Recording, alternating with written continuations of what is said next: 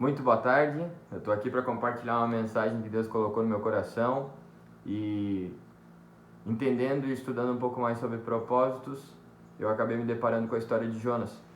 E a Bíblia fala em Jonas 1, versículo 1, que diz: A palavra do Senhor veio a Jonas, filho de Amitai, com essa ordem: Vá depressa à grande cidade de Nínive e pregue contra ela, porque a sua maldade subiu até a minha presença. Mas então Jonas fugiu da presença do Senhor. Até aí. Qual o propósito de Jonas nessa situação? Deus deu uma ordem para ele, então aquilo passa a ser o seu propósito, uma direção de Deus, uma missão dada por ele. O que nós passamos a entender como um propósito, uma ordem, um destino, um rumo, uma missão de vida. E quando não entendemos, após conhecer a Cristo, qual é o nosso propósito, andamos perambulando, perdemos o rumo ou então gastamos tempo em algo desnecessário, em algo que nos toma vitalidade, nos toma força e nos deixa paralisados, nos deixa muitas vezes cansados ao redor de muitas coisas a serem feitas. Com Jonas não foi diferente. Ele ouviu a mensagem de Deus e fugiu. Ele fugiu do seu propósito. E como está o seu propósito?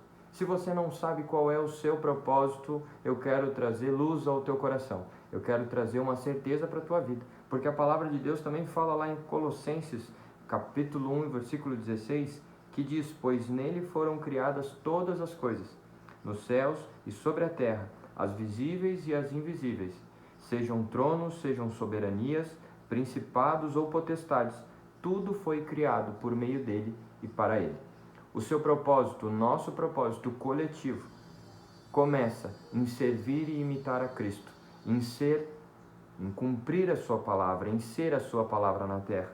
Também em pregar o Evangelho a toda criatura, uma ordenança de Jesus para todos nós. Após isso, nós temos a certeza do que é necessário ser feito para, num futuro, num processo, no avançar da caminhada da fé, da carreira da fé, nós entendemos qual é o nosso propósito individual, mas até lá nós temos um propósito coletivo a ser feito, a ser cumprido. Então, não se deixe levar, não se deixe enganar, porque você sim tem um propósito e esse propósito já começou. Esse propósito começou quando você aceitou Jesus. Quando nós recebemos esse propósito, quando nós aceitamos a Jesus e somos descortinados para o Espírito Santo e passamos a habitar e viver com Ele todos os dias em intimidade, nós passamos a ter uma missão, você passa a ter uma responsabilidade. Nós temos um dever em corresponder a esse chamamento de Deus. Mas qual é a sua posição? Como Jonas, você foge ao ser chamado por Deus para viver uma vida de retidão, para viver uma vida de cumprimento da palavra de Deus, de entender aquilo que o Senhor fala ao teu coração, aquilo que o Espírito Santo fala na tua mente? Ou muitas vezes nós somos como aqueles que estavam no barco com Jonas, aqueles que iriam morrer porque estavam com alguém que estava em rebelião com Deus. A verdade é que quem estava no barco ia sofrer a mesma consequência que Jonas, ia sofrer da mesma consequência que Jonas por fugir do seu propósito. Isso me faz pensar muito enquanto nós somos paralisados no nosso propósito, em olhar para as pessoas mais do que olhamos para Deus, em olhar para aqueles que estão ao nosso redor e nos deixarmos ser comparados, nos ofendermos, ou seja lá qual for o sentimento que tivermos. Então hoje você tem uma grande decisão a ser tomada. Você vai cumprir com o seu propósito. Você não vai mais fugir do seu propósito.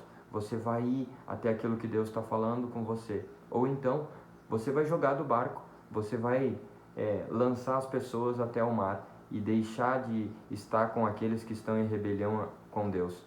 Não os esquecendo, orando por eles, mas entendendo e guardando o seu coração, para que você não seja roubado do seu propósito, para que você não seja limitado na sua ação com Deus, em cumprir com aquilo que Ele tem para você. Jonas teve como consequência parar por 3 dias na barriga de um peixe. Muitos entendem isso como uma morte, mas qual a consequência que você está esperando? E qual a consequência que Deus está planejando para você? Não pense mais sobre isso, mas pense sobre a vida eterna, sobre o galardão eterno que teremos, aonde vamos olhar para Deus com a certeza de que cumprimos sim com o nosso propósito de que honramos com a palavra de Deus.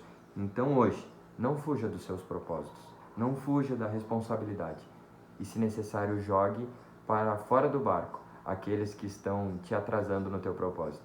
Recebe essa palavra, que Deus te abençoe em nome de Jesus.